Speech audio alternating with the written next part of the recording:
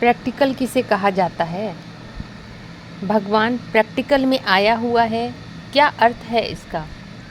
इसके लिए महावाक्य सुनते हैं। BCD 2300। बाप पूछते हैं, खुशी क्यों नहीं चढ़ती है, नशा क्यों नहीं चढ़ता है कि हमें भगवान मिला है, हमें स्वर्ग का वर्षा मिला, बाप मिला, सुप्रीम टीचर मिला, सद्गति देने वाला सद्गुरु मिला। बाप मिला माना सब कुछ मिला, पाना था सो पा लिया, तो कपारी नशा चढ़ना चाहिए।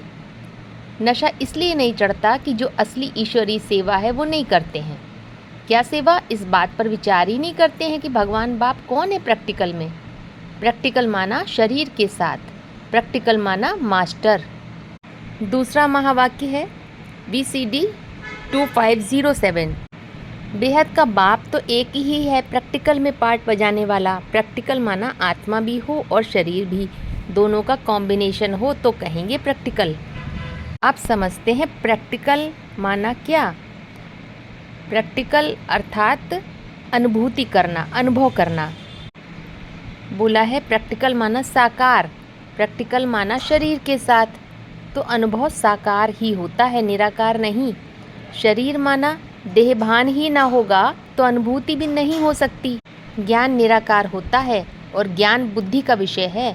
जब तक ज्ञान रूपी जानकारी बुद्धि के स्तर तक सीमित है तब तक इम्प्रैक्टिकल कहेंगे।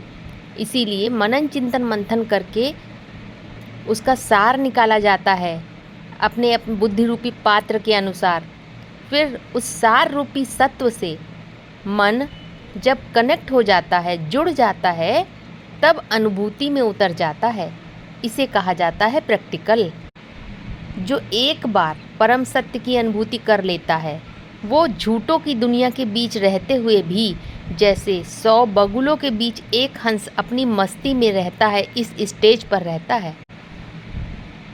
तो प्रैक्टिकल माना निराकारी ज्ञान के सूत्रों को स्वयं के ऊपर अप्लाई करना, जिससे मास्टरी आती है। मास्टरी माना परफेक्शन, अर्थात पर रूपी प्रकृति का कोई भी इफेक्ट अथवा प्रभाव नहीं पड़ता। प्रकृति के प्रभाव से मुक्त अवस्था है। अनुभूति की जाती है शरीर के आधार पर, माना देहभान के आधार पर। लेकिन कौन सा देहभान?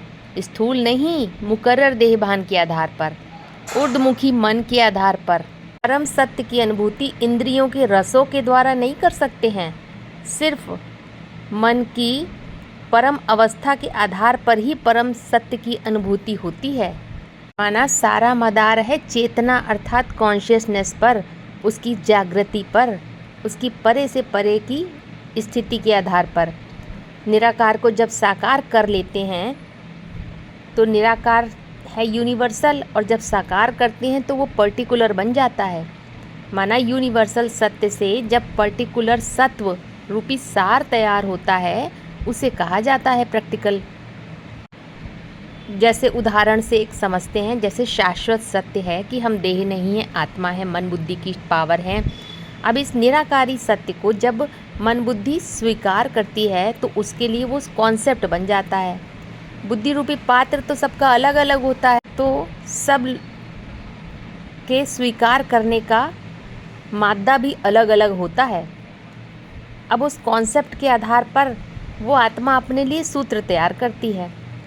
फिर चिंतन मंथन करके जब निराकारी कॉन्सेप्ट को साकार कर लेती है कि मैं आत्मा हूँ, तो कौन सी आत्मा हूँ, हु एम आई का आंसर मिलता है। तो अब सारी एक्टिविटी, सारी कार्यप्रणाली अब उसी आधार पर होती है। अब उसे बार बार कहना नहीं पड़ता, रटना नहीं पड़ता कि मैं आत्मा हूँ। इसे ही कहा जाता है प्रैक्टिकल, क्योंकि अब उसका आत्मिक दृष्टिकोण डेवलप हो गया है। माना तीसरा नेत्र जागृत हो जाता है। और ये नियम है, जब तीसरा नेत्र जागृत होता है तो पुरानी दुनिया भस्म हो जाती है। जरूर पुराने स्थूल नेत्र बंद हो जाते हैं। महावाक्य में बोला, नेत्र विनाशी तो कर्म भी विनाशी कर्म करेंगे ना। स्थूल नेत्र से विनाश होता है और तीसरे नेत्र से नई दुनिया बन जाती है। मुरली में बोल दिया प्रैक्टिकल कर्म क्या होता है, इंद्रियों पर जीत पहनना। माना कर्मेंद्रियों से कर्म तो करें लेकिन उसका कोई प्रभाव बुद्धि में ना भी होगा। जब अधोमुखी मन ऊर्ध्वमुखी हो जाए और इंद्रियों से रस लेना बिल्कुल बंद कर दे, तब मानसिक एक्ट प्रबल हो जाती है। इसको कहा जाता है प्रैक्टिकल। अगर ज्ञान माने जानकारी सिर्फ इन्फॉर्मेशन के रूप में है, सुनने तक सीमित है, कन रस तक सीमित है, तो अभी इम्प्रैक्टिकल बात है, क्योंकि उसको मान लिया है, जाना नहीं है। ज्ञान तो सिर्फ रॉ मटेरियल है, जानकारी है, तो उस ज्ञान को विज्ञान बनाना पड़ता है, विशेष ज्ञान।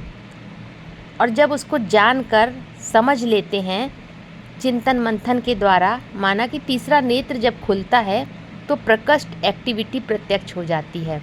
किस रूप में? नया दृष्टिकोण तैयार हो जाता है, नई दुनिया प्रत्यक्ष होने लगती है, सत्य के आधार पर नई परिभाषाएं तैयार होना ही प्रैक्टिकल कहा जाएगा। ज्ञान के कोई भी पॉइंट की समझ गहराई में आ जाती है, उसके सार तत्व को समझ लिया, तो जैसे कि अपवित्रता समाप्त हो जाती है, क्योंकि देहभान माना ही अपवित्रता, और पवित्र चीज़ प्रैक्टिकल होती है, इम्प्रैक्टिकल नहीं, थ्योरेटिकल नहीं, क्योंकि पवित्रता माना गहराई से समझ में आ जाना, अनुभव में आ जाना।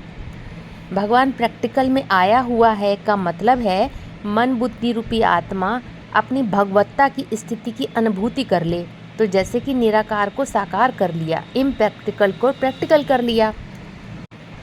VCD 118 में इसीलिए बोला प्रैक्टिकल पार्टी है कर्मेंद्रियाँ, विष्णु की तो प्रैक्टिकल पार्टी है। साबित हो रहा है कि जब तक सुनने सुनाने तक ज्ञान सीमित है, वो इम्प्रैक्टिकल बात है। थ्योरी में ज्ञान है तो इम्प्रैक्टिकल है। जैसे उदाहरण के लिए शिव ही सत्य है, सिर्फ बोलने में ये बात इम्प्रैक्टिकल है, इन्फॉर्मेशन मात्र है, सिर्फ मान लिया है, पूरी तरह से समझा नहीं, तो जैसे कि अंधविश्वास है। इस अंधविश्वास को आत्मविश्वास बनाना ही प्रैक्टिकल है। जब मनन चिंतन मंथन करके इस महावाक्य की गहराई को समझकर इसमें छुपे हुए इशारे को पकड़ते हैं, तब सत्य की अनुभूति करते हैं।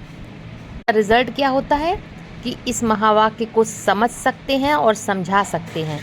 समझा होगा वही दूसरों को समझा सकता है कि शिव का क्या अर्थ है, वो सत्य कैसे साबित होता है। तो सत्य की परिभाषा के आधार पर किसी पॉइंट को समझना और दूसरों को समझाने का मादा डेवलप हो जाए, तब कहेंगे प्रैक्टिकल हुआ।